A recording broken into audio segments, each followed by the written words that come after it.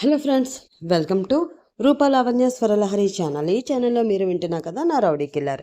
ఈ కథలో ఈ భాగం వినబోయే ముందుగా ప్రీవియస్ పార్ట్స్ ఎవరైనా మిస్ అయ్యి ఉంటే ముందు అవి చూడండి ఫ్రెండ్స్. అలాగే ఈ స్టోరీని అభిమానిస్తున్న మీ అందరికీ కూడా నా హృదయపూర్వక ధన్యవాదాలండి. ఇంకా స్టోరీలోకి వెళదాం. అమ్ముకి ఇబ్బంది కలగకుండా చాలా సుకుమారంగా ముందుకు వెళుతూ వారి ప్రేమలో ఇంకో మెట్టు ముందుకు వెళ్ళి తొలి సంగమంతో ప్రేమగా అమ్ముని తన దానిని చేసుకున్నాడు. రెండు లతల్లా ఒకరినొకరు ఇష్టంగా పెనవేసుకుంటారు. ఆ రోజు రాత్రి వాళ్ళ జీవితానికి సరిపడా ఎన్నో మధుర జ్ఞాపకాలను సంపాదించుకొని అలసిన శరీరాలతో ఎప్పటికో నిద్రలోకి జారుతారు. చల్లగా అనిపించి కొద్దిగా కదిలి కళ్ళు తెచ్చేసరికి తన మీద చాలా బరువుగా అనిపించి కొంచెం కూడా కదలలేక చూస్తుంది. శ్రీను తనపై పూర్తిగా బరువు వేసేసి బోర్లా పడుకుని కనిపిస్తాడు. అప్పటికే బాగా తెల్లవారిపోయి బాగా చలిగా అనిపిస్తూ ఉంటుంది. ఇద్దరికి కనీసం దుప్పటి కూడా ఉండదు. నైట్ ఏం జరిగిందో ఒక్కసారిగా గుర్తొచ్చి నవ్వుకుంటుంది. దుప్పటి కనీసం పక్కన ఉన్నా కూడా అందుకోవడానికి కూడా కదలలేక చేత్తో ట్రై చేసి ఇంకా నీరసంగా ఆగిపోతుంది. టైం చూస్తే 8 దాటుతూ ఉంటుంది. అమ్మో, అప్పుడే 8 దాటిపోయింది. అన్నయ్య తను కూడా రెడీ అయిపోయి ఉంటారు. ఇంకా లేట్ అయితే బాగోదు, ఏడిపిస్తారు అని శ్రీనుని తొయ్యడానికి ట్రై చేస్తుంది అమ్మో. కొంచెం కూడా కదలడు. ఫస్ట్ టైం శ్రీను డ్రింక్ చేసి తన ఒడిలో పడుకుండిపోతే లేపడానికి ట్రై చేసిన రోజు గుర్తు వస్తుంది. అలాగే నవ్వుకుంటూ, అబ్బా ఇంత బరువున్నావేంట్రా బాబు, కొంచెం కూడా కదలడం లేదు అని పైకి అనేసి మళ్ళీ తోస్తూ ఉంటుంది. వెంటనే మొహం అమ్మ వైపుకి తిప్పి ఇంకా కళ్ళు మూసుకుని ఉంటే మెల్లిగా మత్తుగా, అవునా మరి అంత బరువు ఉంటే నైట్ అంతా నన్ను ఎలా మోసావే, అప్పుడు తెలియలేదా మేడం గారికి అంటాడు మత్తుగా. హా, లేచావా కిల్లర్, ముందు నువ్వు కళ్ళు మూసుకుని పక్కకి జరుగు, కనీసం దుప్పటి కూడా కప్పలేదు అంటుంది ఏదో కోపంగా అంటున్నట్లు. కానీ అప్పటికే సిగ్గుతో కళ్ళు మూసుకుని ఉండడం శ్రీను చూసేస్తాడు. చిన్నగా నవ్వుతూ, ఏంటి కళ్ళు మూసుకోవాలా, ముందు నువ్వు కళ్ళు తెరవవే, చూడు ఎంత క్యూట్గా ఉన్నాదో నా కుల్ఫీ అంటూ బుగ్గలు పట్టుకుని లాగుతూ ఉంటాడు. ఓయ్, కళ్ళు మూసుకో అన్నానా అంటూ కళ్ళు తెరిచి రెండు చేతులతో శ్రీను కళ్ళు మూస్తుంది. అమ్మ చేతులు లాగేసి, ఇంకా సిగ్గెందుకే, అయినా కళ్ళు తెరువు, నేను నిజంగా కిందకి చూడను అంటాడు మళ్ళీ అమ్మ మొహంలోకి చూస్తూ. అమ్మ సిగ్గుపడుతూనే మెల్లిగా కళ్ళు తెరిచి, కిల్లర్ ప్లీజ్ దుప్పటి కప్పవా, ప్లీజ్ ప్లీజ్ అంటుంది. రాక్షసి, కప్పే వరకు నోట్లోంచి వేరే మాటే రాదా నీకు, అంటూ కదలకుండా చేతులతో అందుకుని ఇద్దరికి దుప్పటి కప్పుతాడు. చాలా టైం అయింది లే కిల్లర్, వెళ్ళి స్నానం చేయి అంటుంది వెంటనే. కొద్దిగా పక్కకు జరిగి, ఇప్పుడా, అవసరమా, హాయిగా రూమ్లోనే ఉందామే అంటూ మళ్ళీ పక్కకు జరిగి గట్టిగా ఆమెను చుట్టేసి మెడ మీద మొహం దాచుకుంటూ గుసగుసగా, బీర్ తాగినా రాని మత్తు నైట్ వల్ల అనుకుంటా చాలా ఎక్కువగా ఉంది. ఈ రోజుకి ఇలాగే ఉండిపోదాం, కావాలి అంటే తను వాళ్ళు బయట తిరిగేసి వస్తారులే అంటాడు. హా, చంపుతా, అన్నయ్య వాళ్ళు ఏమనుకుంటారో వదులు ముందు అని కొంచెం కదిలేసరికి అమ్మ భుజం కొద్దిగా కనిపిస్తుంది. అక్కడ నైట్ శ్రీను కొరకడం వల్ల ఎర్రగా కందిపోయి కనిపించగానే, కుల్ఫీ ఏమైంది ఇక్కడ అని ఏమీ తెలియనట్లు అడుగుతాడు. ఎక్కడా అని చూసుకుని, హా అని మళ్ళీ దుప్పటి పై వరకు లాగేసుకుంటుంది. అయ్యో నిజమే, అక్కడ ఏమైందో చూడని అంటూ ఒక్కసారిగా గట్టిగా కిందకి లాగేస్తాడు. అంతే, భుజం పైనే కాకుండా మెడ మీద ఇంకా గుండెలపై శ్రీను కొరికినట్లు ఎర్రగా ఉండి కమిలిపోయి కనిపిస్తుంది. కిల్లర్ అని కొంచెం కోపంగా గట్టిగా అరిచి మళ్ళీ దుప్పటి లాగేసుకుంటుంది. సారీరా, నైట్ కొంచెం గట్టిగా కొరికినట్లున్నా కదా అని దుప్పటి లోపల నుంచి పొట్టపై చెయ్యి వేసి బుగ్గపై ముద్దు పెడుతూ ఉంటాడు.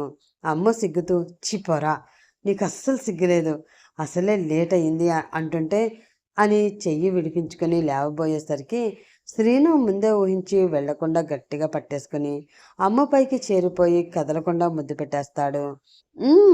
అని వీపుపై కొడుతూ అమ్మ ఎంత తప్పించుకుందామని ట్రై చేసినా పాపం శ్రీను బలానికి కొంచెం కూడా కదలలేక మెల్లిగా ముద్దుకి లొంగిపోయి శ్రీనుకి సహకరిస్తుంది. అదే గ్రీన్ సిగ్నల్ అనుకుంటూ మళ్ళీ ఇంకొకసారి ప్రేమగా దగ్గరైపోతారు. ఎక్కడెక్కడ కొరికాడో అక్కడే ముద్దులు పెడుతూ నొప్పిగా ఉందా బంగారం అని మత్తుగా అడుగుతాడు. అప్పటికే కళ్ళు మూసుకుని వేరే ట్రాన్స్లోకి వెళ్ళిపోతూ బెడ్షీట్ని 2 చేతులతో గట్టిగా పట్టుకుని పూర్తిగా ప్రపంచాన్నే మర్చిపోతుంది. అమ్మో, ఏమీ మాట్లాడకపోయేసరికి చెప్పరా అంటూ మళ్ళీ మెడపై చిన్నగా కొరుకుతాడు. అంతే. అమ్మ శ్రీను తలని తన గుండెలకి గట్టిగా హత్తుకుని, లేదురా, ఎందుకో ఈ నొప్పి కూడా తీయగా ఉంది అంటుంది. ఇంకా శ్రీను కూడా ముందుకు వెళ్ళిపోతూ ఇంకొన్ని క్షణాలని మధురంగా మార్చేస్తాడు. కూజ, నేను రెడీ, నువ్వు అంటూ మళ్ళీ స్వెటర్, హుడీ అన్నీ వేసుకుని హ్యాండ్ బ్యాగ్ కూడా పట్టుకుని రెడీ అయిపోతుంది తను. హలో మేడం, నేనెప్పుడో రెడీ, తమరే గంట నుండి రెడీ అవుతూనే ఉన్నారు అంటూ టీవీ చూస్తూ ఉంటాడు రాజేష్. ఇంకెందుకు లేట్, అన్నయ్య వాళ్ళకి ఫోన్ చేయి, వాళ్ళు కూడా వచ్చేస్తే టిఫిన్ చేసేద్దాం అంటుంది తను. ఈ పాటికి వాళ్ళు రెడీ అయిపోయి ఫోన్ చేయాలి. అమ్మో, నీలాగా కాదు, చాలా సింపుల్గా రెడీ అవుతుంది. కానీ ఇంకా రాలేదంటే వాళ్ళు రెస్ట్ తీసుకుంటున్నారేమో అంటాడు చిన్నగా నవ్వుతూ. రెస్టా? ఇప్పుడేం రెస్ట్? నైట్ అంతా రెస్ట్ తీసుకునే ఉంటారు. ఫోన్ చేయి ఫస్ట్, నాకు చాలా ఆకలిగా ఉంది అంటుంది. వెంటనే డిప్పపై ఒకటి కొట్టి, వసేయ్ ముద్దు, కొంచెం బుర్రవాడు, మనం వచ్చింది హనీమూన్కి, పాపం వాళ్ళని వదిలేసాయి, రెస్ట్ తీసుకొని పద, మనం తినేసి అలా తిరిగి వద్దాం అనగానే తను తలపై రాసుకుంటూ రాజేష్ అన్నది అర్థమయ్యి నవ్వుకుంటూ పద అని ఇద్దరు బయటికి వెళ్ళిపోతారు. అలా అక్కడే మనాలిలో ఇంకో 3 రోజులుండి అక్కడ నుండి 45 కిలోమీటర్ల దూరంలో ఉన్న కులీకి వెళ్ళి అక్కడ కూడా అందమైన వ్యాలీలు చూసి 2 రోజులుండి నలుగురు మళ్ళీ ఇంటికి బయలుదేరతారు. కుల్ఫీ, ఎలా అనిపించింది ట్రిప్? హ్యాపీనా అని అడుగుతాడు. బోలెడంతా అంటూ శ్రీను చెయ్యి చుట్టూ అమ్ము చెయ్యి బిగించి గట్టిగా చుట్టేసుకుని చాలా సంతోషంగా రిటర్న్ అవుతారు. ఇంటికి వెళ్ళాక అకీరాని మిస్ అవుతూ ఒక రోజంతా తనతోనే రోజు అంతా గడిపేస్తుంది అమ్ము. లాస్ట్కి కిచెన్లో ఒకతే ఉండేసరికి, హలో మేడం, నేను ఒకడిని ఉన్నా, గుర్తుపెట్టుకో. అకీరా ఒకతే ఉంటే చాలా, మరి నాతో ఉండవా అని అడుగుతాడు శ్రీను లోపలికి వస్తూ. హా హా, ఏంటి పొసెసివ్గా ఉందా సార్? వారం బట్టి నీతోనే ఉన్నాను, అందుకే అకీరాని బాగా మిస్ అయ్యా అనిపించింది అంటుంది. ఎవరూ లేరని వెనక నుండి గట్టిగా పట్టుకుని, నేను కూడా నిన్ను 24 అవర్స్ నుంచి మిస్ అవుతూనే ఉన్నాను, అర్జెంటుగా కావాలి, ప్లీజ్ రావే అంటాడు. నిన్ను అని చేతులు విడిపించుకుని కొట్టడానికి వస్తుంది.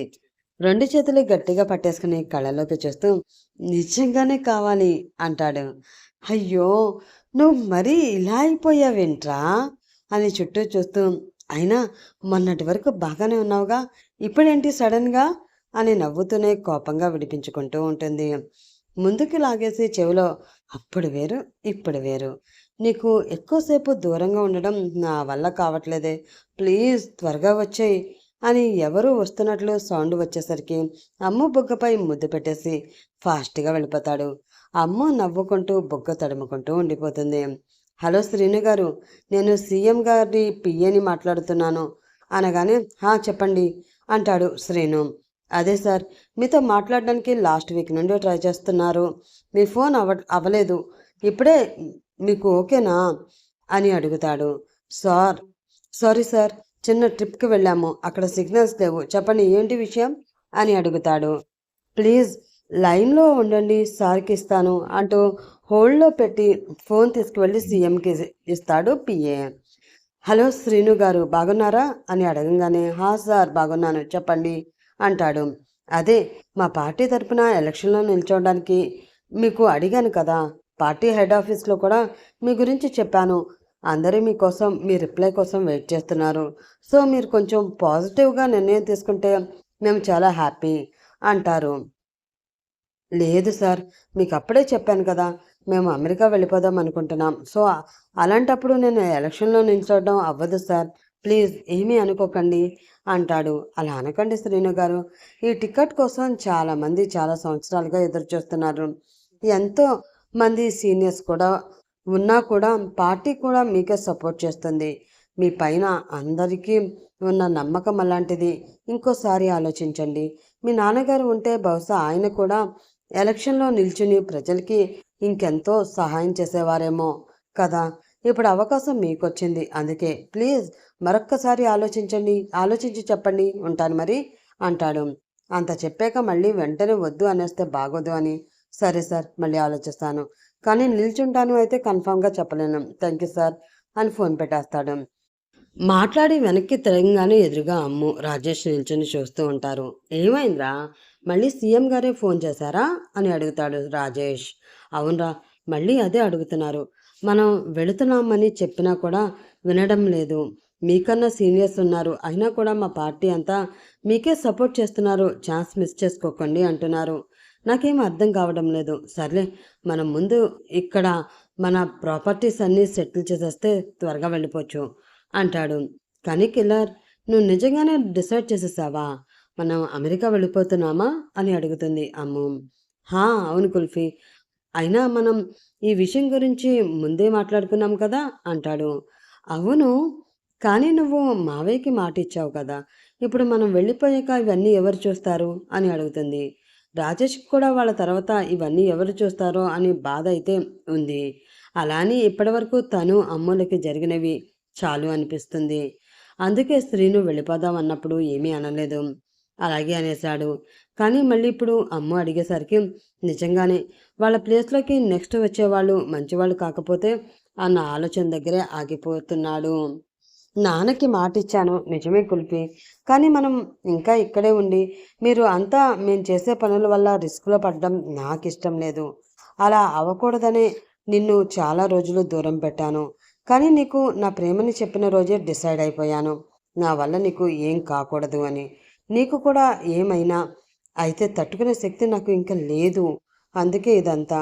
పైగా అత్తకి మన పెళ్లి చూపుల రోజు చెప్పాను, మన పెళ్ళి అయ్యాక అందరం అమెరికా వెళ్ళిపోయి అక్కడే సెటిల్ అవుదాం, మీరు కూడా వచ్చేయండి అని. అత్త కూడా అందుకే ఒప్పుకుంది. ఇంతమంది లైఫ్లో నేను రిస్క్లో పెట్టలేను అంటాడు.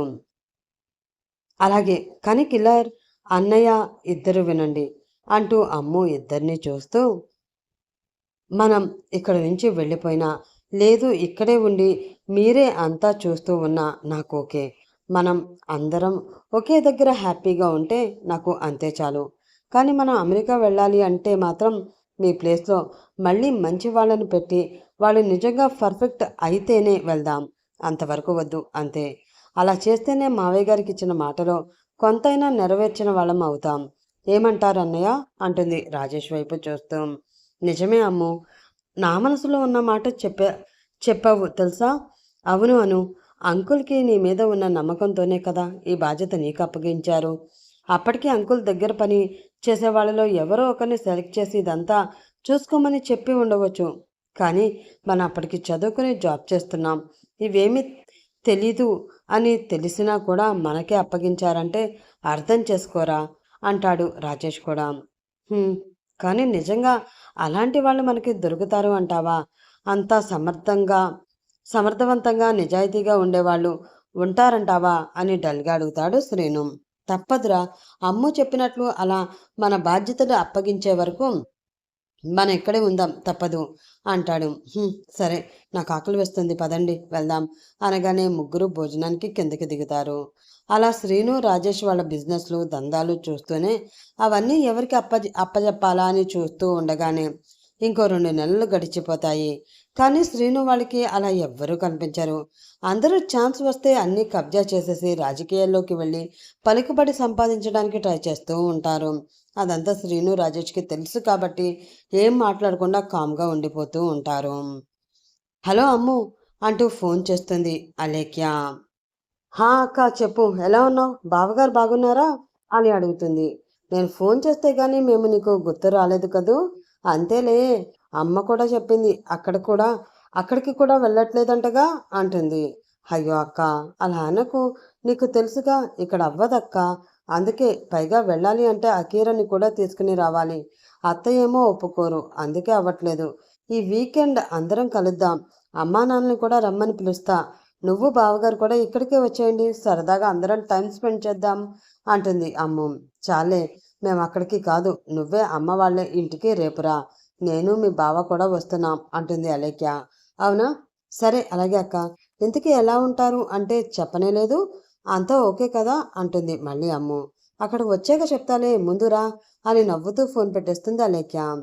ఇంత సడన్గా ఈ ప్రోగ్రామ్ అలేఖ్య ఎందుకు పెట్టింది, ఎందుకు రమ్మంటుంది తెలుసుకోవాలంటే నెక్స్ట్ పార్ట్ కోసం వెయిట్ చేస్తూ ఉండండి ఫ్రెండ్స్. అలాగే ఈ పార్ట్ మీకు నచ్చితే ప్లీజ్ లైక్ చేసి షేర్ చేసి సబ్స్క్రైబ్ చేసుకుని సపోర్ట్ అందించండి. రేపు లాస్ట్ ఎపిసోడ్, సో ఎవ్వరు మిస్ అవ్వద్దు.